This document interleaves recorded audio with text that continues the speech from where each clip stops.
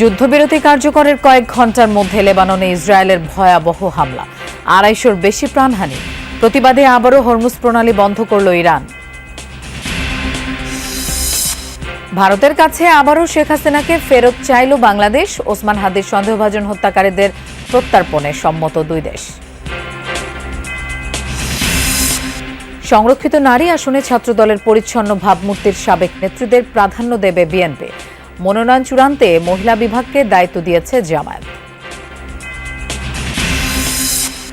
শেরপুর ৩ ও বগুড়া ৬ আসনে শুরু হয়েছে নির্বাচনের ভোট গ্রহণ। চলবে বিকেল ৪:৩০ পর্যন্ত। বিএনপি সরকারের অধীনে ইসির প্রথম পরীক্ষা। জুলাই আন্দোলনের প্রথম শহীদ আবু সাইদ হত্যা মামলার রায় আজ। বেরোবির সাবেক ভিসি, প্রক্টর ও পুলিশের কয়েকজন কর্মকর্তা সহ আসামি ৩০ জন।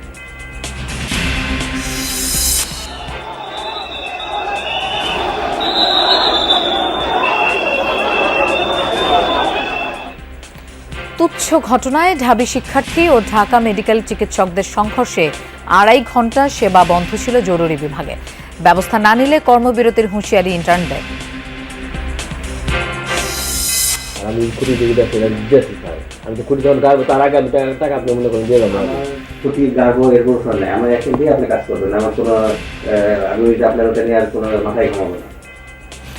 মানিকগঞ্জের সাটুরিয়ায় ঠিকাদারের সাথে উপজেলা প্রকৌশলীর দর কষাকষির অডিও যমুনা টেলিভিশনের হাতে। ঘুষ না দেয়ায় সড়কের উন্নয়ন কাজ বন্ধ করে দেওয়ার অভিযোগ।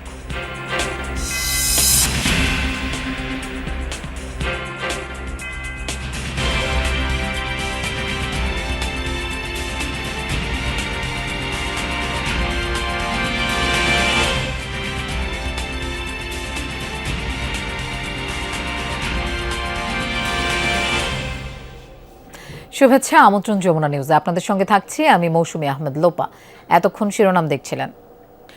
ইরানে থামলেও লেবাননে বন্ধ হয়নি ইসরায়েলের হামলা। উল্টো ভয়াবহ আকারে বেড়েছে আগ্রাসন। যুদ্ধ শুরুর পর দেশটিতে একদিনে সবচেয়ে ভয়াবহ হামলা চালিয়েছে ইসরায়েলি বাহিনী। প্রাণ গেছে কমপক্ষে ২৫৪ জনের, আহতের সংখ্যা প্রায় ২৫০০। এর মধ্যে শুধু রাজধানী বৈরুতেই নিহত হয়েছে ৯২ জন।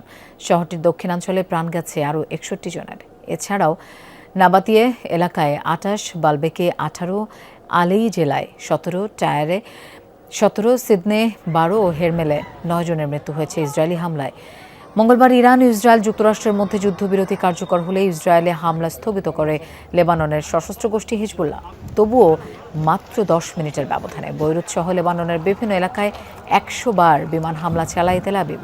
এদিকে যুদ্ধবিরতিতে লেবাননকে অন্তর্ভুক্ত করা হয়নি বলে দাবি করেছে হোয়াইট হাউস। আর ইরান বলছে সিদ্ধান্তে লেবাননকে অন্তর্ভুক্ত করা হয়নি দাবি করে যুদ্ধবিরতির শর্ত ভঙ্গ করছে যুক্তরাষ্ট্র ও ইসরায়েল।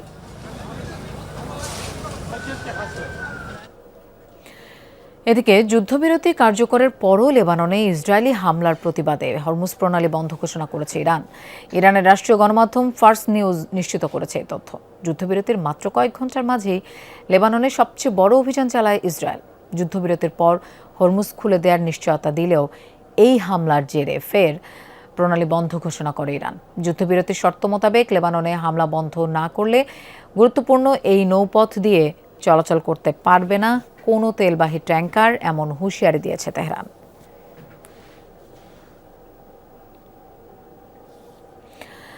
কাল পাকিস্তানের রাজধানী ইসলামাবাদে যুক্তরাষ্ট্রের সাথে বৈঠকে ইরানের প্রতিনিধিত্ব করবেন পার্লামেন্ট স্পিকার বাঘের কালিবাফ। সংশ্লিষ্ট সূত্রের বরাতে এমনটা জানিয়েছে সংবাদ মাধ্যমগুলো। এছাড়াও ইরানের তরফ থেকে উপস্থিত থাকবেন পররাষ্ট্রমন্ত্রী আব্বাস আরাকচি সহ বেশ কয়েকজন আলোচিত কূটনীতিক। এদিকে প্রতিনিধিত্বকারী ভাইস প্রেসিডেন্ট জেডি ভ্যান্স সহ মার্কিন প্রতিনিধি দলে থাকছেন ডোনাল্ড ট্রাম্পের মধ্যপ্রাচ্য বিষয়ক বিশেষ দূত স্টিভ উইটকফ এবং জামাতা জ্যারেড কুশনার। ১৯৭৯ সালের পর এটি দুই দেশের মধ্যে সর্বোচ্চ পর্যায়ের বৈঠক, যা স্থানীয় সময় শনিবার সকালে শুরু হবে। বিস্তর আলোচনা হবে তেহরান প্রস্তাবিত ১০ দফার উপরে।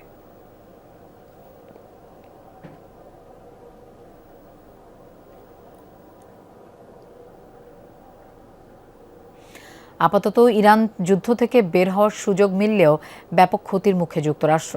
বিভিন্ন জরিপ সংস্থার হিসাব বলছে প্রায় 40 দিনের যুদ্ধে ওয়াশিংটনের শুধু সামরিক ব্যয়ই হয়েছে 35 থেকে 45 বিলিয়ন ডলার।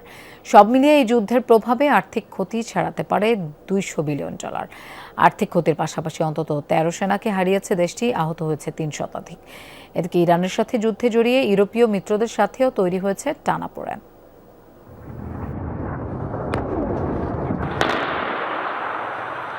গেল 40 দিন ধরে ইরান জুড়ে রীতিমতো চলেছে যুক্তরাষ্ট্রের তাণ্ডব। মাত্র 6 সপ্তাহে ইরানের প্রায় 13,000 স্থাপনায় হামলা চালিয়েছে ওয়াশিংটন। ব্যাপক এই ধ্বংসযজ্ঞ চালাতে গিয়ে নজিরবিহীন খরচের চাপে নাজেহাল মার্কিন প্রশাসনের পরিস্থিতি।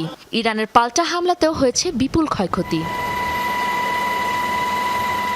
যুদ্ধ প্রস্তুতির অংশ হিসেবে গত ডিসেম্বর থেকেই মধ্যপ্রাচ্যের সামরিক উপস্থিতি বাড়াতে শুরু করে মার্কিন বাহিনী। অঞ্চলটিতে পাঠায় 2টি বিমানবাহী রণতরী। যুদ্ধ শুরুর পর প্রতিদিন খরচ করেছে বিপুল মিসাইল, গোলাবারুদ। যে খাতে ব্যয় হয়েছে কারি অর্থ। ওয়ার কস্ট ট্র্যাকার যুক্তরাষ্ট্রের ব্রাউন ইউনিভার্সিটি সহ বেশ কিছু সংস্থার তথ্য মতে ইরান যুদ্ধে দৈনিক গড়ে আনুমানিক 900 মিলিয়ন থেকে 2 বিলিয়ন ডলার খরচ হয়েছে যুক্তরাষ্ট্রের। বিভিন্ন গণমাধ্যমের তথ্য অনুযায়ী ইরানের পাল্টা জবাবে ক্ষতিগ্রস্ত হয়েছে উপসাগরীয় দেশগুলোতে অবস্থিত 13টি মার্কিন ঘাঁটি। এই যুদ্ধে অন্তত 7টি সামরিক উড়োযান হারিয়েছে যুক্তরাষ্ট্র। ক্ষতিগ্রস্ত হয়েছে আরও বেশ কয়েকটি জেট ও রাডার। পাশাপাশি ইরানের মিসাইল ড্রোন ঠেকাতেও ছুটতে হয়েছে বিপুল পরিমাণ ইন্টারসেপ্টর মিসাইল। বিভিন্ন জরিপ সংস্থা বলছে অঙ্কের হিসাবে এই যুদ্ধে যুক্তরাষ্ট্রের মোট সামরিক ব্যয় আনুমানিক 35 থেকে 45 বিলিয়ন ডলার। বিপুল এই খরচের ধাক্কা সামলাতে এবছর প্রতিরক্ষা খাতে $1.5 ট্রিলিয়ন বাজেটের অনুমোদন চেয়েছে হোয়াইট হাউস। এদিকে বিশ্লেষকরা বলছেন সামরিক ব্যয় ছাড়াও এই যুদ্ধের বিরূপ প্রভাব পড়েছে যুক্তরাষ্ট্রের সামগ্রিক অর্থনীতিতেও। মোট ক্ষয়ক্ষতি ছাড়াতে পারে $200 বিলিয়ন। আর্থিক ক্ষতির পাশাপাশি বেশ কয়েকজন সেনা সদস্যকেও হারিয়েছে যুক্তরাষ্ট্র। এখন পর্যন্ত 13 সেনার মৃত্যুর তথ্য দিয়েছে পেন্টাগন। জানিয়েছে আহত হয়েছে 3 শতাধিক। এছাড়াও চলমান পরিস্থিতির জেরে চরম অবনতি ঘটেছে যুক্তরাষ্ট্রের সঙ্গে তার ইউরোপীয় মিত্রদের সম্পর্কেও। বলা হচ্ছে ইরান যুদ্ধের জেরে যুক্তরাষ্ট্রের সমর ভাণ্ডারের মজুদও কমেছে উল্লেখযোগ্য হারে। এই ক্ষতি পুষিয়ে উঠতে লেগে যাবে কয়েক বছর। সাবরিনা নুসরাত, যমুনা নিউজ। ভারতের কাছে আবারও মানবতা বিরোধী অপরাধের মামলায় মৃত্যুদণ্ডপ্রাপ্ত শেখ হাসিনাকে ফেরত চেয়েছে বাংলাদেশ। দিল্লি সফররত পররাষ্ট্রমন্ত্রী ডক্টর খলিলুর রহমানের সঙ্গে সে দেশের পররাষ্ট্রমন্ত্রী ও নিরাপত্তা উপদেষ্টার বৈঠকে দ্বিপাক্ষিক বিভিন্ন বিষয়ে আলোচনা হয়। বুধবার পররাষ্ট্র মন্ত্রণালয় এক বিবৃতিতে জানিয়েছে পররাষ্ট্রমন্ত্রী বুধবার নয়াদিল্লিতে ভারতের পররাষ্ট্রমন্ত্রী ডক্টর এস জয়শঙ্কর এবং তেল ও প্রাকৃতিক গ্যাস মন্ত্রী শ্রী হরদীপ পুরীর সঙ্গেও বৈঠক করেন। বৈঠকগুলোতে প্রধানমন্ত্রীর পররাষ্ট্র বিষয়ক উপদেষ্টা হুমায়ুন কবির এবং ভারতের নিযুক্ত বাংলাদেশের হাই কমিশনার রিয়াজ হামিদুল্লাহ উপস্থিত ছিলেন। শহীদ ওসমান হাদির সন্দেহভাজন হত্যাকারীদের গ্রেফতার করায় ডক্টর খলিলুর রহমান ভারত সরকারকে ধন্যবাদ জানান। দুই দেশের মধ্যে প্রত্যর্পণ চুক্তিতে নির্ধারিত পদ্ধতি অনুসারে গ্রেফতারকৃত ব্যক্তিদের বাংলাদেশে ফেরত পাঠানো হবে বলে উভয় পক্ষ সম্মত হয়। এ সময় আন্তর্জাতিক অপরাধ ট্রাইব্যুনালে মৃত্যুদণ্ডপ্রাপ্ত শেখ হাসিনা এবং তার সরকারের পররাষ্ট্রমন্ত্রী আসাদুজ্জামান খান কামালকে প্রত্যর্পণের জন্য বাংলাদেশের পক্ষ থেকে অনুরোধ পুনর্ব্যক্ত করা হয়।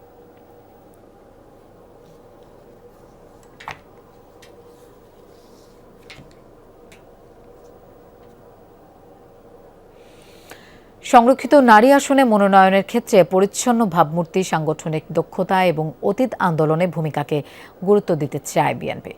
অনুসরণ করা হবে এক পরিবার এক প্রার্থী নীতিও। তবে ত্যাগের কথা বিবেচনা করে এক্ষেত্রে ব্যত্যয় হতে পারে। দলটির নীতি নির্ধারকরা আরও জানিয়েছেন নারী আসনে প্রাধান্য পাবেন ছাত্রদলের নেতৃত্ব দেয়া নেত্রীরাও।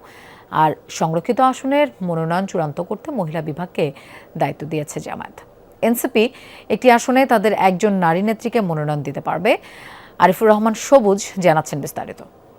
যেহেতু একটা খারাপ কালচার বাংলাদেশে সরাসরি নির্বাচিত না হলেও বিল পাস, আইন প্রণয়ন থেকে শুরু করে রাষ্ট্রীয় গুরুত্বপূর্ণ ইস্যুতে সংসদে গুরুত্বপূর্ণ ভূমিকা পালন করেন সংরক্ষিত আসনের সদস্যরা। মধ্যপ্রাচ্য ছাড়াও আরপিও অনুযায়ী ত্রয়োদশ জাতীয় সংসদ নির্বাচনের প্রাপ্ত আসনের অনুপাতে এবার সরকারি দল বিএনপির নেতৃত্বাধীন জোট পাচ্ছে 36টি আসন, আর 13টি পাবে জামায়াত জোট, একটি পাবেন স্বতন্ত্রভাবে নির্বাচিতরা। নিরঙ্কুশ বিজয়ের পর থেকেই সংরক্ষিত নারী আসনে মনোনয়ন পেতে দৌড়ঝাঁপ শুরু করেন বিএনপির নেত্রীরা। এর মধ্যেই জমা পড়েছে কয়েকশো নারী নেত্রীর জীবন বৃত্তান্ত।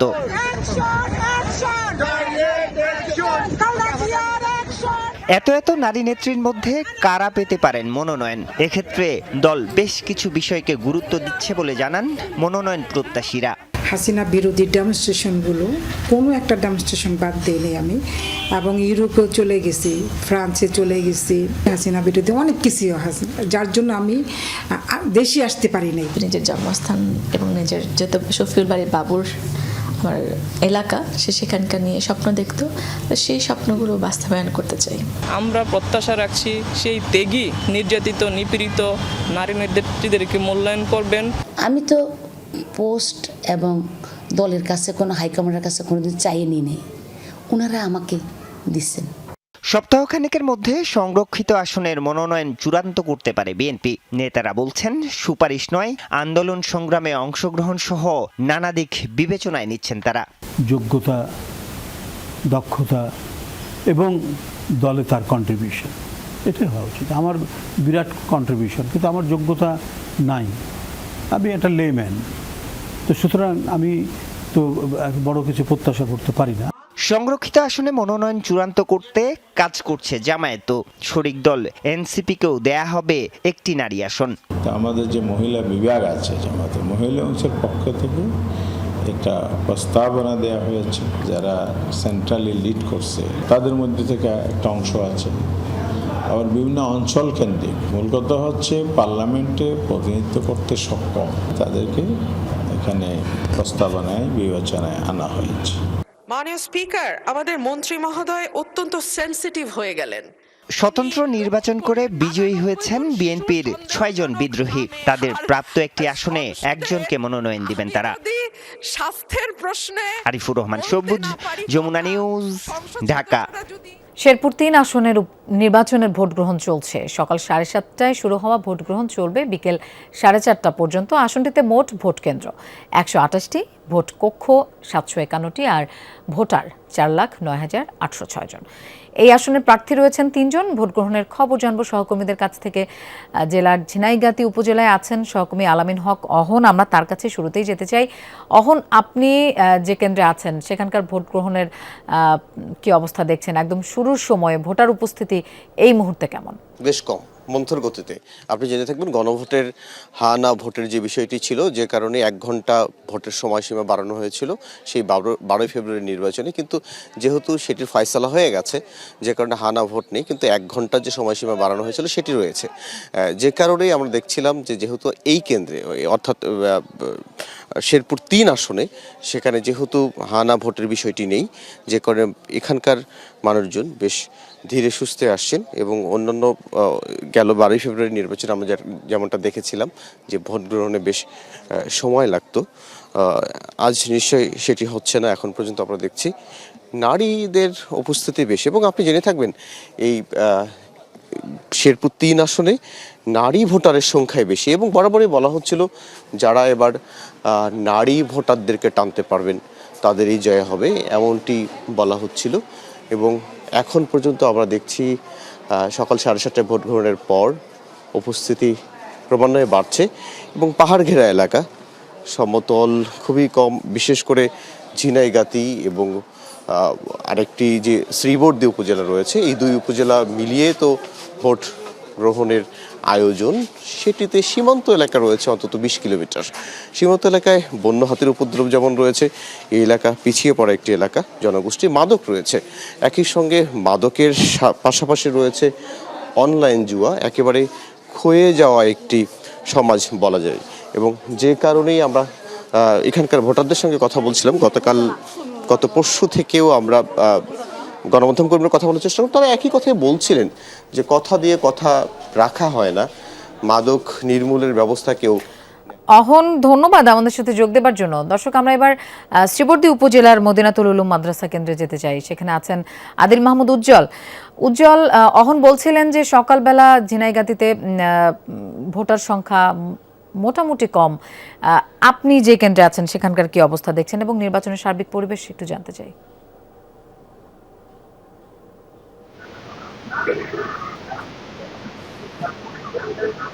হ্যাঁ লোপা, আমি যে কেন্দ্রটি আছি এটা মদিনাতুল উলুম মাদ্রাসা ভাইডাঙ্গা শ্রীবর্দী উপজেলা। এখানে কিন্তু সকাল থেকে আমি যতটুকু দেখেছি মহিলা ভোটারের সংখ্যা কিন্তু একটু বেশি। এখানে আমি এখনো যেখানে দাঁড়িয়ে আছি এখানে কিন্তু একটি মহিলাদের লাইন দেখা যাচ্ছে। আপনি জানেন যে এখানকার যে কর্মজীবী মানুষের সংখ্যা বেশি, এখানকার ছেলেদের চেয়ে মেয়েরা কিন্তু এখানে ভোট দিতে আসছে বেশি। আমি এখন যেখানে কেন্দ্র দিয়েছি আমি সকালের থেকে দেখেছি যে এখানে যত ভোটার সেখানে কিন্তু মহিলাদের উপস্থিতিটা অনেকটাই বেশি। এবং আমরা যতটুকু লক্ষ্য করেছি যে এখানকার মানুষ কিন্তু আজকে তারা ভোট দিতে অনেকটাই সকাল সকালই বাড়ি থেকে বের হয়েছেন। যতটুকু আমাদেরকে বলেছেন যে এখানকার পুরুষরা হয় একটু দেরিতে, মহিলারা সকাল সকালে ভোট দেওয়ার জন্য চলে আসে, মহিলাদের ভোটারদের কিছুটা উপস্থিত দেখছি। তবে 12 নির্বাচনের মতো এতটা ভিড় এখানে নেই। এখন আমরা যতটুকু ঘুরে দেখেছি এখানে আইন শৃঙ্খলা রক্ষাকারী বাহিনী, বিজিপি বেশ তৎপর। কোনো দলের প্রার্থীর এজেন্টদেরকে আসলে তারা খুব কড়াকড়ির মধ্যেই রেখেছে।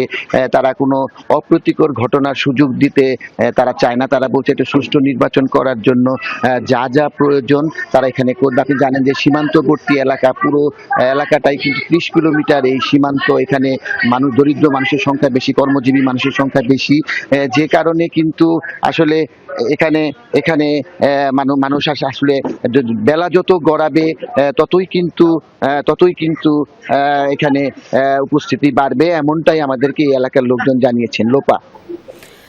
আদিল, আপনাকে ধন্যবাদ আমাদের সাথে যোগ দেওয়ার জন্য। বগুড়া 6 আসনের উপনির্বাচনের ভোট গ্রহণও শুরু হয়েছে। সকাল 7:30 থেকে শুরু হয়ে বিকেল 4:30 পর্যন্ত চলবে ভোট গ্রহণ। প্রধানমন্ত্রী তারেক রহমানের ছেড়ে দেয়া এই আসনে বিএনপি মনোনীত রেজাউল করিম বাদশা, জামায়াতে ইসলামী মনোনীত আবিদুর রহমান সোহেল এবং বাংলাদেশ ডেভেলপমেন্ট পার্টির আলামিন তালুকদার প্রতিদ্বন্দ্বিতা করছেন। ভোটার 4.5 লাখের বেশি, পাশাপাশি পোস্টাল ব্যালটের ভোটার রয়েছেন 3736 জন। 11টি ইউনিয়ন এবং একটি পৌরসভার 21টি ওয়ার্ড নিয়ে গঠিত এই আসনের 150টি ভোট কেন্দ্রের মধ্যে 53টিকে অধিক গুরুত্বপূর্ণ বা ঝুঁকিপূর্ণ কেন্দ্র হিসেবে চিহ্নিত করা হয়েছে। ঝুঁকিপূর্ণ কেন্দ্রগুলোতে সাধারণ কেন্দ্রের চেয়ে বাড়তি নিরাপত্তা গ্রহণ করা হয়েছে।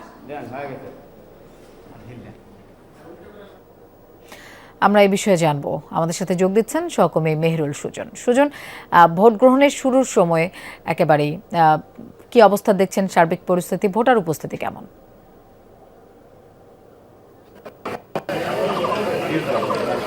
লোপা ঠিকই বলেছেন, একেবারেই শুরুর দিকে রয়েছে ভোট গ্রহণ। 7:30টার দিকেই কিন্তু এই বগুড়া 6 আসন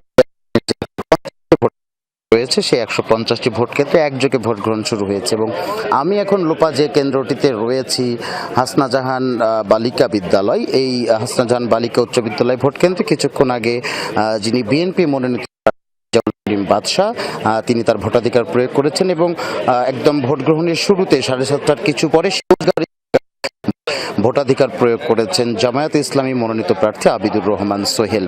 আর ভোটারের উপস্থিতি লোপা যেটি জানতে চাচ্ছিলেন, সকালের দিকে আমরা বরাবরই দেখি শহরের এই এলাকাগুলোতে সকালের দিকে একটু ভোটার উপস্থিতি কিছুটা কম থাকে। আমরা দেখছি 1-2 করে আসছেন, বিশেষ করে পুরুষদের উপস্থিতি কিছুটা বেশি দেখা যাচ্ছে এখন কেন্দ্রগুলোতে। তবে প্রার্থী যারা রয়েছেন বা প্রার্থীদের যারা নেতা কর্মী সমর্থক রয়েছেন তারা কিন্তু বলছেন যে বেলা যখন বাড়বে সেই বেলা বাড়ার সঙ্গে কিন্তু ভোটারের সংখ্যাও এই কেন্দ্রগুলোতে বাড়বে। এবং আরেকটি বিষয় লোপা, এই 150টি ভোট কেন্দ্রই কিন্তু এবার ক্লোজ সার্কিট ক্যামেরার নিয়ন্ত্রণে বা আওতায় রাখা হয়েছে এবং নির্বাচন কর্মকর্তারা বলছেন যে ভোটের সুষ্ঠু পরিবেশ বজায় রাখতে যত নেওয়ার বা আইন শৃঙ্খলা বাহিনীর প্রস্তুতি সহ সব ধরনের প্রস্তুতি তাদের রয়েছে এবং তারা আশা করছেন বিকেল 4:30 পর্যন্ত শান্তিপূর্ণভাবে এই 150টি কেন্দ্রে ভোট গ্রহণ সম্পন্ন করা সম্ভব হবে। লোপা। সুজন, আপনাকে ধন্যবাদ আমাদের সাথে যোগ দেওয়ার জন্য। জুলাই আন্দোলনের প্রথম শহীদ আবু সাইদ হত্যা মামলার রায় আজ। বহুল আলোচিত এই মামলায় বেগম রোকেয়া বিশ্ববিদ্যালয়ের সাবেক ভিসি হাসিবুর রশিদ, সাবেক প্রক্টর শরীফুল ইসলাম, পুলিশের সাবেক এএসআই আমির হোসেন, সাবেক কনস্টেবল সুজন চন্দ্র রায় সহ ৩০ জনের বিরুদ্ধে রায় ঘোষণা করা হবে। রায় ঘোষণা করবেন আন্তর্জাতিক অপরাধ ট্রাইব্যুনাল ২। এই মামলায় ৩০ আসামির মধ্যে গ্রেফতার আছে ৬ জন, বাকি ২৪ জন পলাতক। গ্রেফতারকৃতদের হাজির করা হবে ট্রাইব্যুনালে। প্রসিকিউশন বলছে, সাক্ষীদের জবানবন্দি ও দালিলিক তথ্য উপাত্তে তারা মামলা প্রমাণে সক্ষম হয়েছেন। তবে আসামি পক্ষের আইনজীবীরা তাদের মক্কেলদের খালাস চেয়েছেন ট্রাইব্যুনালের কাছে। গত বছরের ২৪ জন তদন্ত প্রতিবেদন দাখিল করা হয়। পরে ৬ আগস্ট অভিযোগ গঠন করে ২৭ আগস্ট থেকে শুরু হয় আবু সাইদ হত্যা মামলার বিচার। তদন্ত কর্মকর্তা সহ সাক্ষ্য দেন ২৫ জন। বুধবার বিকেলে ঢাকা মেডিকেল কলেজ হাসপাতালে চিকিৎসক ও ঢাকা বিশ্ববিদ্যালয়ের শিক্ষার্থীদের সংঘর্ষের ঘটনায় ২৪ ঘন্টার মধ্যে জড়িতদের বিরুদ্ধে ব্যবস্থা না নিলে কর্মবিরতিতে যাওয়ার হুঁশিয়ারি দিয়েছে ইন্টার্ন ডক্টরস সোসাইটি। বুধবার মধ্যরাতে রাজধানীর বকশীবাজারে ফজলে রাব্বি হলে এক ব্রিফিংয়ে এই কথা বলেন সংগঠনটির সাধারণ সম্পাদক ডাক্তার নাবিল বিন কাশেম। জরুরি বিভাগে কর্মরত ইন্টার্ন ও ট্রেনি চিকিৎসকদের উপর ন্যাক্কারজনক হামলার ঘটনায় ইন্টার্ন ডক্টরস সোসাইটির পক্ষ থেকে গভীর উদ্বেগ, ক্ষোভ ও তীব্র প্রতিবাদ জানান তিনি। সেই সাথে এই ধরনের সহিংসতার পুনরাবৃত্তি রোধে কার্যকর পদক্ষেপের আহ্বান জানানো হয়।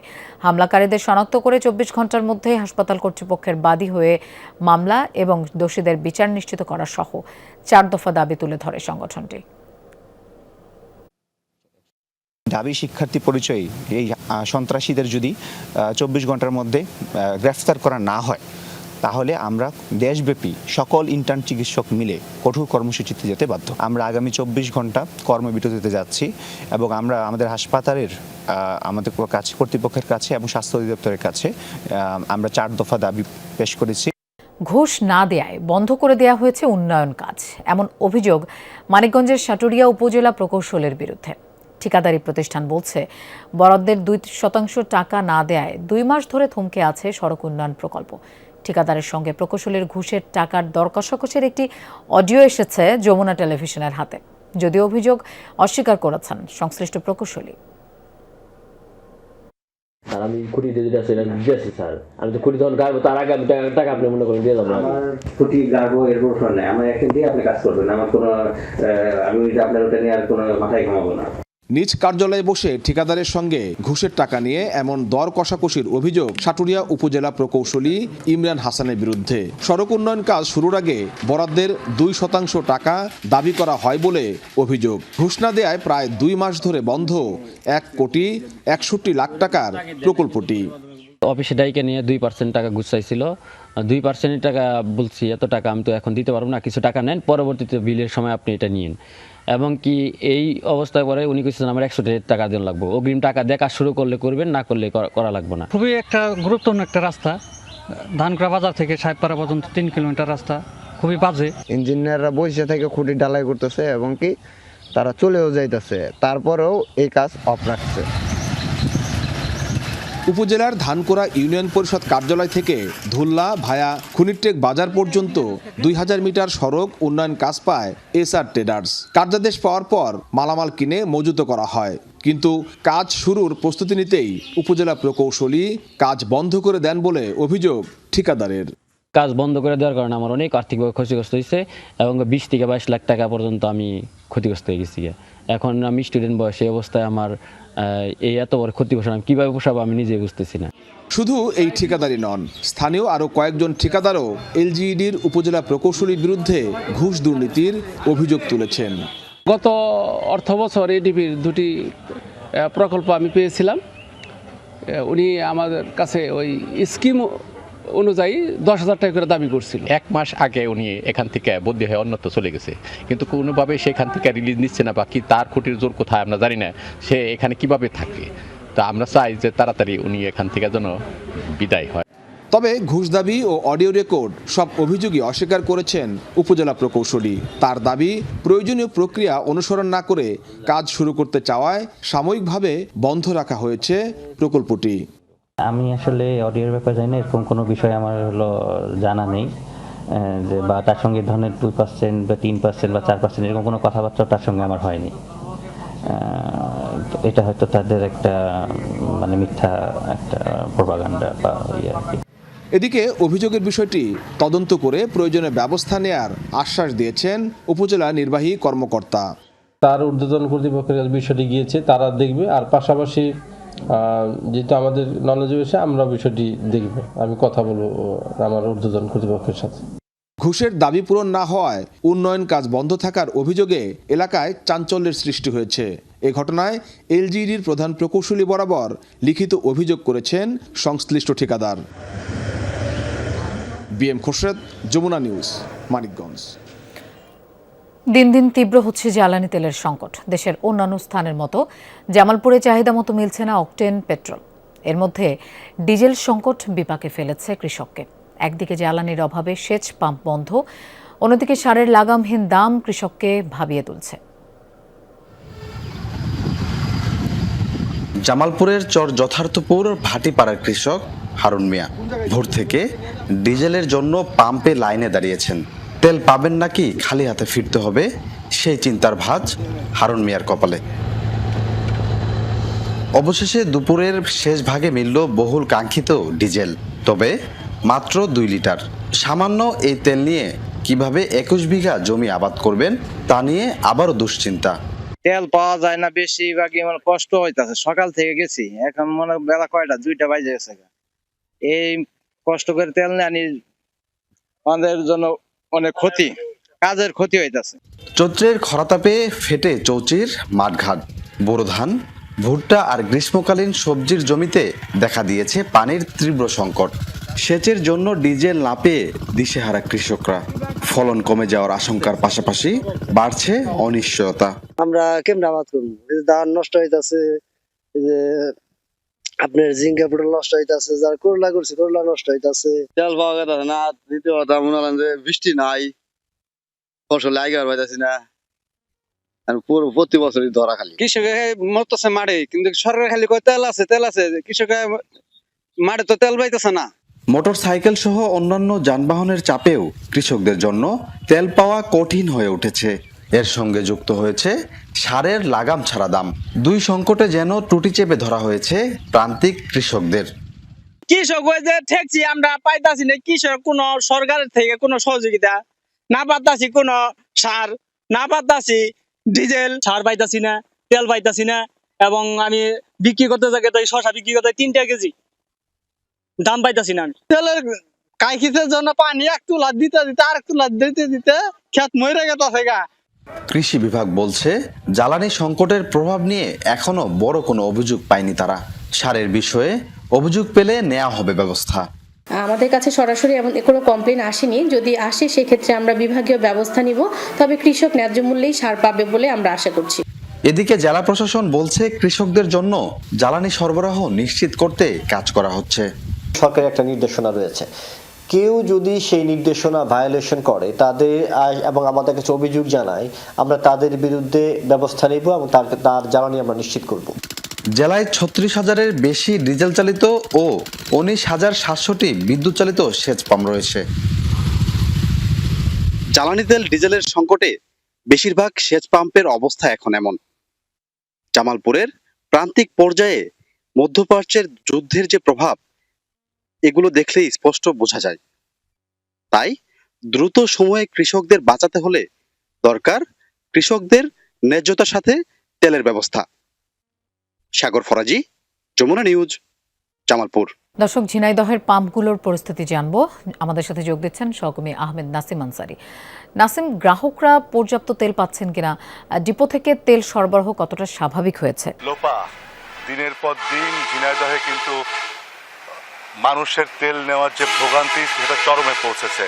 কখনো নিজেদের মধ্যে তারা গোলমাল করছেন, বিভিন্ন অপ্রীতিকর ঘটনা ঘটছে। এছাড়া তেলের মালিক, যারা তেল পাম্পের মালিক, তাদের সাথেও সবসময় কিন্তু গোলমাল দীর্ঘ হচ্ছে। তেল পাম্পের মালিকদের সাথে কথা বলেছি, তারা যে পরিমাণ তেলের চাহিদা প্রতিদিন দিচ্ছেন সেই তেলের চাহিদা অনুপাতে কিছুটা কম হিসাবে, প্রায় 10%-15% কম হিসেবে ডিপো থেকে তেল পাচ্ছেন। কিন্তু মোটরসাইকেল এবং অন্যান্য যে যানবাহনগুলো আছে তাদের যে পেট্রোল, অকটেন এবং ডিজেলের যে দীর্ঘ চাহিদা, সেই চাহিদা মোতাবেক কিন্তু তেল পাচ্ছেন না গ্রাহকরা। তারা কিন্তু প্রতিনিয়ত কিন্তু অভিযোগে দিয়েই যাচ্ছেন।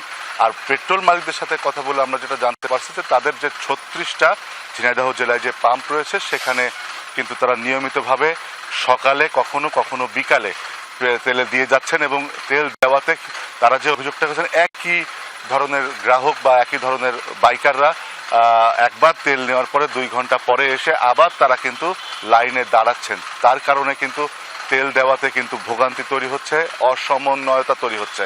এর সাথে আরও একটা জিনিস আমরা বাইকারদের সাথে বা যারা তেল নিতে আসছেন তাদের সাথে কথা বলে অভিযোগ পেয়েছি, তেল মালিকরা বিভিন্নভাবে স্বজনপ্রীতি করছেন। কাউকে কোনো সময় 200 টাকা তেল দিচ্ছেন, কোনো সময় 500 টাকা দিচ্ছেন, কাউকে আবার পরিপূর্ণভাবে ট্যাঙ্কি ফুল যে বিষয়টা বলে সেটাও তারা কিন্তু বিভিন্ন সময় করছেন। এই বিষয়গুলোকে নিয়ে কিন্তু জেলা প্রশাসনে বিভিন্ন ধরনের অভিযোগ এসেছে। জেলা প্রশাসন যে ব্যবস্থাগুলো নেওয়ার সেগুলো যদি বিভিন্ন রাস্তাঘাটে বিভিন্ন রাস্তার পাশে কিন্তু তেল বিক্রি হচ্ছে এমন অভিযোগ কিন্তু আমরা বারবার পাচ্ছি। এখানে মোবাইল কোড করার প্রয়োজনীয়তা আছে বলে গ্রাহকরা এবং পেট্রোল মালিকরা জানিয়েছে। বুঝতে পেরেছি নাসিম, আপনাকে ধন্যবাদ আমাদের সাথে যোগ দেওয়ার জন্য। ইরান যুদ্ধ আপাতত থামলেও এখনই পুরোপুরি স্বস্তি ফিরছে না জ্বালানির বাজারে। যুদ্ধবিরতি ঘোষণার পর দিনই ক্রুড অয়েলের দাম 1 লাফে প্রায় 15% কমেছে, তবে এখনও তা আগের তুলনায় অনেক বেশি। হরমুজ প্রণালীর নিরাপত্তা নিয়ে এখনও অনিশ্চয়তায় জাহাজ মালিকরা। স্থায়ী যুদ্ধবিরতি নিয়েও রয়েছে শঙ্কা। এমন বাস্তবতায় ইন্টারন্যাশনাল এয়ার ট্রান্সপোর্ট অ্যাসোসিয়েশনের সতর্কবার্তা, জ্বালানির বাজার আগের অবস্থায় ফিরতে লেগে যেতে পারে দীর্ঘ সময়। ইরান যুক্তরাষ্ট্র যুদ্ধবিরতির ঘোষণা দেওয়ার পর অপরিশোধিত তেলের দাম 1 লাফে কমে প্রায় 15%, যা 1991 সালের উপসাগরীয় যুদ্ধের পর একদিনে তেলের দামে সবচেয়ে বড় পতন। বৈশ্বিক জ্বালানির মোট সরবরাহের 20% পরিবহন হয় হরমুজ প্রণালী দিয়ে, যা কার্যত বন্ধ করে দিয়েছিল ইরান, যার জেরে বৈশ্বিক তেলের বাজারে তৈরি হয় চরম অস্থিরতা। আন্তর্জাতিক বাজারে ব্রেন্ট ক্রুড অয়েলের দাম উঠেছিল ব্যারেল প্রতি $128 পর্যন্ত। যুদ্ধ বন্ধ হওয়ায় দাম $100 নিচে নামলেও তা গত ফেব্রুয়ারির তুলনায় অনেক বেশি। যুদ্ধের আগে অপরিশোধিত তেলের দাম ব্যারেল প্রতি $70 থেকে $73 মধ্যে ছিল। জ্বালানির বাজার সংশ্লিষ্টরা বলছেন তেলের দাম স্বাভাবিক হতে আরও সময় লাগবে, আর বাজারের স্থিতিশীলতা পুরোটাই নির্ভর করছে ইরান যুদ্ধের ভবিষ্যতের উপর। স্থায়ীভাবে সংঘাত বন্ধ না হলে আবারও $100 ছাড়াতে পারে দাম, এমন শঙ্কা করা হচ্ছে। এখনও হরমুজের ভবিষ্যৎ নিয়ে রয়েছে অনিশ্চয়তা। ইরান জলপথটিতে জাহাজ চলাচলে কোনো শর্তারোপ করে কিনা সেটি এখনও স্পষ্ট নয়। গুরুত্বপূর্ণ এই জলপথ নিয়ে সুস্পষ্ট নীতিমালা না হলে অথবা জাহাজ মালিকদের আস্থার সংকট তৈরি হলে তেলের দাম আবারও বাড়বে বলে মত বিশ্লেষকদের। যুক্তরাষ্ট্রের এনার্জি ইনফরমেশন অ্যাডমিনিস্ট্রেশনের পূর্বাভাস অনুযায়ী মধ্যপ্রাচ্যে স্থায়ী শান্তি প্রতিষ্ঠা হলে এই বছরের শেষ নাগাদ অপরিশোধিত তেলের দাম নামতে পারে $88। ইন্টারন্যাশনাল এয়ার ট্রান্সপোর্ট অ্যাসোসিয়েশনের সতর্কবার্তা, পরিস্থিতি স্বাভাবিক হলেও জ্বালানির সরবরাহ দাম স্বাভাবিক হতে লেগে যাবে কয়েক মাস। যুদ্ধবিরতি ঘোষণার সাথে সাথে অপরিশোধিত তেলের দামে বেশ বড়সড় পতন ঘটেছে। এই ঘোষণার কিছু প্রাথমিক প্রভাব তো আছেই, কিন্তু আমাদের আবারও কাঙ্ক্ষিত অবস্থায় ফিরে যেতে কয়েক মাস সময় লাগবে। গত 1 মাসে জ্বালানি সরবরাহে যে পরিমাণ বিঘ্ন ঘটেছে তা কাটিয়ে উঠতে আমদানি নির্ভর দেশগুলোর দীর্ঘ সময় লেগে যাবে বলে মত বিশ্লেষকদের। মোস্তফা মাহমুদ, যমুনা নিউজ। সংকট না থাকলেও যুদ্ধকে পুঁজি করে অস্থিতিশীল করার চেষ্টা চলছে বৈদেশিক মুদ্রার বাজার। কিছু ব্যাংকের বিরুদ্ধে বাড়তি দাম নেয়ারও অভিযোগ আছে, যদিও ব্যাংকাররা বলছেন আপাতত চাপ নেই ডলার বাজারে, তাই বিনিময় হার বৃদ্ধির যৌক্তিক কারণ নেই। তবে রেমিটেন্স হাউসগুলো সুযোগ নিচ্ছে বলে অভিযোগ করেন তারা। বাংলাদেশ ব্যাংক বলছে ডলারের পর্যাপ্ত সরবরাহ আছে, দাম নিয়ে কেউ কারসাজি করলে ব্যবস্থা নেওয়ার হুঁশিয়ারিও দিয়েছে নিয়ন্ত্রক সংস্থা। 1.5 বছরের বেশি সময় ধরে স্থিতিশীল ডলার বাজার। চলতি বছরের ফেব্রুয়ারি মাসেও লেনদেন হয় 122 টাকা 30 পয়সার আশেপাশে। সরবরাহ বেড়ে যাওয়ায় দাম স্বাভাবিক রাখতে উল্টো বাজার থেকে ডলার কেনে বাংলাদেশ ব্যাংক। তবে মধ্যপ্রাচ্যে যুদ্ধ শুরুর পর কিছুটা বাড়তে থাকে ডলারের বিনিময় হার। সোমবার ডলার লেনদেন হয় 122 টাকা 93 পয়সায়, অর্থাৎ প্রতি ডলারের দাম বেড়েছে 63 পয়সা। অভিযোগ আছে বাড়তি মুনাফার আশায় কয়েকটি ব্যাংক ডলার মজুত করে কৃত্রিম সংকট সৃষ্টি করছে। এমন পরিস্থিতিতে সম্প্রতি গভর্নরের সাথে সাক্ষাৎ করে ডলারের বিনিময় মূল্য স্থিতিশীল রাখার আহ্বান জানিয়েছেন ব্যবসায়ীরা। এক্সচেঞ্জ রেট ডলারের সাথে সেটা আরো কিভাবে স্থিতিশীল রাখা যায় এবং বাজারে ডলারের সাপ্লাইটা যাতে অক্ষুণ্ণ রাখা যায়। ব্যাংকাররা বলছেন ডলার বাজারে আপাতত কোনো চাপ নেই, তবে রপ্তানি কমতে থাকলে এবং রেমিটেন্স প্রবাহ কমে গেলে সংকট দেখা দিতে পারে। যুদ্ধ পরিস্থিতিতে বিদেশি রেমিটেন্স হাউসগুলো সুযোগ নিচ্ছে বলেও অভিযোগ করেন তারা। রেমিটেন্স হাউস যারা আছে তারা দেখছে এটা একটা সুযোগ, তারা কিন্তু এখন রেটটা বাড়িয়ে দিয়েছে এবং কিছু কিছু ব্যাংক আবার হয়তো এই বাড়তি রেট দিয়ে রেমিটেন্স টেনেছে। নেট এনওপি $1 বিলিয়ন উপরে আছে, আমার ফরেন এক্সচেঞ্জ ব্যালেন্স আছে অ্যাজ পার BPM 66 আছে আপনার $29 বিলিয়ন, আর এমনি যদি গ্রস হিসাব করি $33 বিলিয়ন। সেই হিসাবে আমার খুব একটা এখন এই মুহূর্তে চাপ নাই। আকুর দায় পরিশোধের পরও বাংলাদেশ ব্যাংকে বৈদেশিক মুদ্রার মজুদ আছে $34.35 বিলিয়ন। বাণিজ্যিক ব্যাংকের কাছে আছে আরও $1 বিলিয়ন উপরে। মার্চে রেমিটেন্স এসেছে $4 বিলিয়ন। সব মিলিয়ে সরবরাহে কোনো ঘাটতি নেই, তাই ডলারের দাম বৃদ্ধির কোনো কারণ নেই বলেও মনে করছে বাংলাদেশ ব্যাংক। সাপ্লাই দিক থেকে আমাদের কোনো নাই, কেন্দ্রীয় ব্যাংকও এখান থেকে নিচ্ছে না। শুধু এখানে প্যানিক হওয়ার কিছু নেই। এখানে কোনো ব্যাংক হয়তো আমরা যেটা শুনতে পেরেছি সেগুলো আমরা একেবারে ইনডেপথ এটা পরিদর্শন করবে আমাদের ইন্সপেকশন টিম। তারা কিছু কিছু গ্রাহককে এটা বলছে যে সামনে বাড়তে পারে, আপনারা আগে থেকেই সেটা এটা ফরওয়ার্ডে সেগুলোকে সেল করছে, গ্রাহককে বলছে এটা কেনার জন্য, কিন্তু এটার এগেনস্টে কোনো প্রকার ওরা বাইং রাখছে না। সুতরাং এই ধরনের ঝুঁকি না নেওয়ার জন্য আমরা ব্যাংকগুলোকে পরামর্শ দিচ্ছি এবং এই ধরনের যদি কেউ কিছু করে থাকে তাহলে এগুলো আমরা পরিদর্শনের মাধ্যমে সেগুলো ফাইন্ড আউট করবো এবং প্রয়োজনীয় ব্যবস্থা নেব। ডলারের বিনিময় হার স্থিতিশীল রাখতে প্রয়োজনীয় সব উদ্যোগ নেওয়ার কথাও জানিয়েছে বাংলাদেশ ব্যাংক। আলমগীর হোসেন, যমুনা নিউজ, ঢাকা। সপ্তাহখানেক আগেও হামের উপসর্গ নিয়ে রংপুর বিভাগে শিশু ভর্তির হার ছিল খুবই সামান্য। সপ্তাহান্তে সেই হার এখন দ্বিগুণেরও বেশি। 31 মার্চ থেকে 8 এপ্রিল সন্ধ্যা পর্যন্ত এই বিভাগে হামের উপসর্গ নিয়ে রোগী ভর্তি হয়েছে 289 জন। পরীক্ষায় শনাক্ত হয়েছে 7 জন। বাড়ছে উদ্বেগ, উৎকণ্ঠা, যদিও স্বাস্থ্য বিভাগ বলছে পর্যাপ্ত প্রস্তুতি আছে তাদের। 5 মাস বয়সী শিশু আরিশাকে কোলে নিয়ে বাসহুরাইয়ার এই হাসি একদিন আগেও ছিল না। প্রচণ্ড জ্বর আর শরীরে র্যাশ নিয়ে রংপুর মেডিকেলের শিশু বিভাগের আইসোলেশন ওয়ার্ডে ভর্তি করেছিলেন তিনি। এখন খানিকটা সুস্থ হওয়ায় মুখ ভর্তি হাসি এই মায়ের। গাইবান্ধা হাসপাতালে 3 দিন থাকার পর 13 মাসের লাবিবকে একই ওয়ার্ডে ভর্তি করান বাবা SM বাবুল। এখন কিছুটা সুস্থ সে। জ্বর থেকে একদিনের মধ্যেই পুরো গায়ে র্যাশ উঠে গেছিল। এখন এখানে মেডিকেলে নিয়ে এসে আল্লাহর রহমতে ভালো আছে। প্রচণ্ড শরীর ব্যথা, নড়াচড়াও করতে পারতো না, এমন অবস্থা দেশ বেরিয়েছিল, শুধু কান্নাকাটি করতো, তো এখন সুস্থ। আরিশা লাবিবের মতো অসংখ্য শিশু হামের উপসর্গ নিয়ে ভর্তি এখন রংপুর মেডিকেল সহ জেলা ও উপজেলা হাসপাতালগুলোতে। উদ্বিগ্ন অভিভাবকরা। হাম বাইর হয়েছে যে দেশে তো কই বলে খেসরা, আর এই জায়গায় শুনে যে বলে হাম। আমি কালকে ভর্তি হয়েছি, কালকে থেকে কোনো ধরনের মেডিসিন এখন পর্যন্ত পাইনি। যখন র্যাশ বার হয়েছে তারপর হাসপাতালে নিয়ে এসে এখানে ভর্তি করাইছি। ডাক্তাররা দেখলো, এখন বললো যে অনেকটা সুস্থ আছে, এখন বাড়িতে নিয়ে একটু পরিচর্যা করলে ঠিক হবে। 1 এপ্রিল পর্যন্ত বিভাগের পরিস্থিতি ছিল ভিন্ন। রোগীর সংখ্যা ছিল মাত্র 74 জন।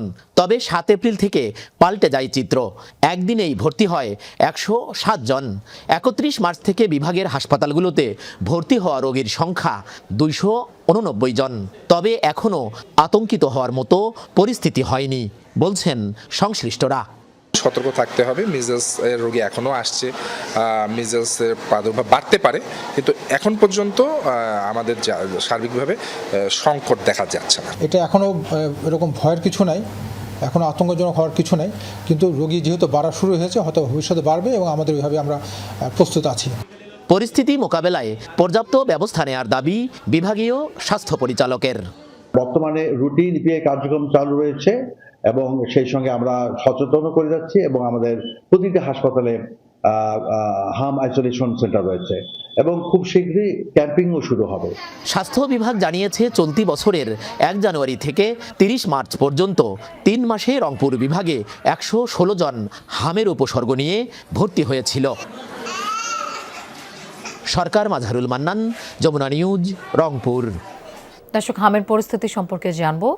চাঁপাইনবাবগঞ্জ থেকে আমাদের সাথে যোগ দিচ্ছেন সহকর্মী মনোয়ার হোসেন জুয়েল। হামে চাঁপাইনবাবগঞ্জে এত আক্রান্তের কারণটা কি, চিকিৎসকরা কি বলছেন? লোপা চাঁপাইনবাবগঞ্জে হামে আক্রান্তের বিষয়ে চিকিৎসকরা যেটি বলছিলেন সেটা হচ্ছে বিগত সময়ে কিন্তু হামের যে ক্যাম্পেইন বা টিকাদান কর্মসূচি সেটার একটি ঘাটতি ছিল। পাশাপাশি কোভিড যখন চলছিল অর্থাৎ করোনাকালীন সময়ে অনেকে কিন্তু টিকা নিয়ে অনেক বিরূপ মন্তব্য করেছে বা অনেকেই মনে করেছে টিকা দিলে তাদের বিভিন্ন ধরনের উপসর্গ বা ক্ষতি হতে পারে, এটি একটি কারণ ছিল। তাছাড়া 6 মাসের নিচে অনেক শিশু কিন্তু হাম আক্রান্ত হয়েছে, যারা আসলে হাম আক্রান্ত হওয়ার কথা নয়। বিশেষ করে এখানে মায়ের বুকে দুধ খাওয়ানো না খাওয়ানোটাকেও অনেকে দায়ী করছে।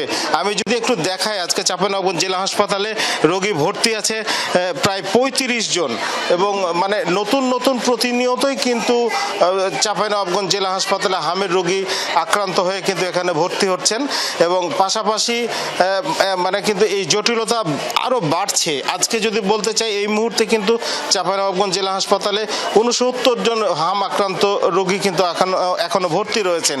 এই পর্যন্ত জানুয়ারি থেকে চাঁপাইনবাবগঞ্জ জেলায় 519 জন হাম আক্রান্ত হয়েছে। এটি একটি বড় সবচেয়ে মানে সমস্যার বিষয়। পাশাপাশি টিকাদানের ক্ষেত্রে কিন্তু মানে মানুষের মধ্যে অনাগ্রহ দেখা গেছে এবং প্রচারণার ঘাটতি আছে বলে অনেকে অভিযোগ করছেন। সেই ক্ষেত্রে টিকা কার্যক্রমও কিন্তু ব্যাহত হচ্ছে। লোপা। জুয়েল, আপনাকে ধন্যবাদ আমাদের সাথে যোগ দেবার জন্য। চট্টগ্রামে মশলার বাজারে ঝাঁঝ বেড়েই চলছে। দেশের সবচেয়ে বড় পাইকারি বাজার খাতুনগঞ্জে মশলা জাতীয় সব পণ্যের দাম ঊর্ধ্বমুখী। এজন্য 4টি কারণ বলছেন আমদানিকারকরা: ডলার সংকট, আমদানি খরচ বৃদ্ধি, বৈশ্বিক অস্থিরতা ও সরবরাহ স্বল্পতাকে দুষছেন তারা।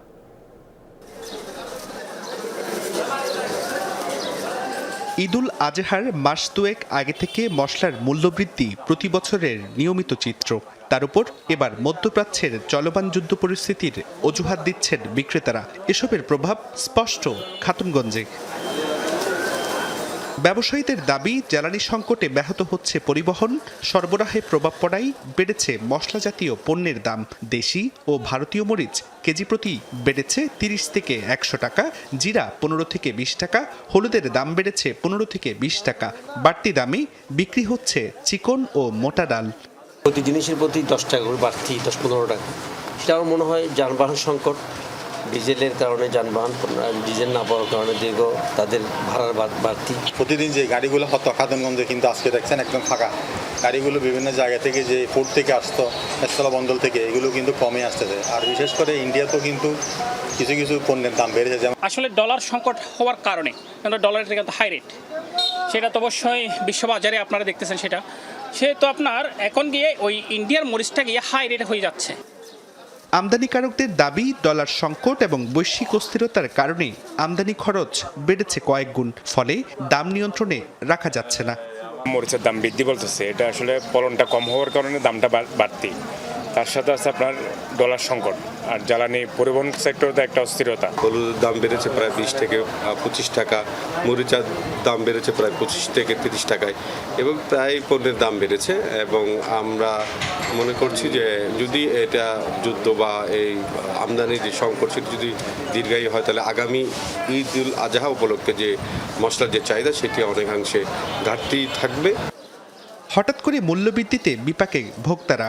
কোরবানি ঈদের আগে মশলার বাজার নিয়ন্ত্রণে তদারকি জোরদারের দাবি তাদের।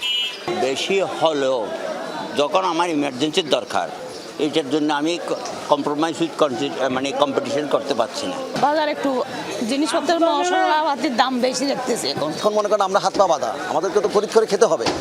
হয়তো আমরা যেখানে আগে 1 কেজি প্রয়োজন ছিল, সেখানে আমরা এখন কি হাফ কেজি নিচ্ছি। ব্যাপারটা হচ্ছে এতটুকু, আমরা কমাই আসতেছি, সাশ্রয়ী আমাদের নিজেরটা করতেছি। সুবাইর রিফাত, যমুনা নিউজ, চট্টগ্রাম। গাজায় ইসরায়েলের চালানো ড্রোন হামলায় প্রাণ গেছে আল জাজিরার আরও এক সাংবাদিকের। তার নাম মোহাম্মদ উইশা। সংবাদ মাধ্যমটির সংবাদদাতা ছিলেন তিনি। বুধবার গাজা সিটির প্রধান সড়কে গাড়ি চালানো অবস্থায় ড্রোন হামলা চালিয়ে তাকে হত্যা করা হয়। তবে ঠিক কী কারণে হামলা হয়েছে তা এখনও জানায়নি তেল আবিব। এ নিয়ে 2023 সাল থেকে শুরু হওয়া যুদ্ধের পর থেকে ইসরায়েলি হামলায় নিহত সাংবাদিকের সংখ্যা বেড়ে দাঁড়িয়েছে 262 জনে। এই হত্যাকাণ্ডের নিন্দা জানিয়েছে গাজার সরকারি মিডিয়া অফিস।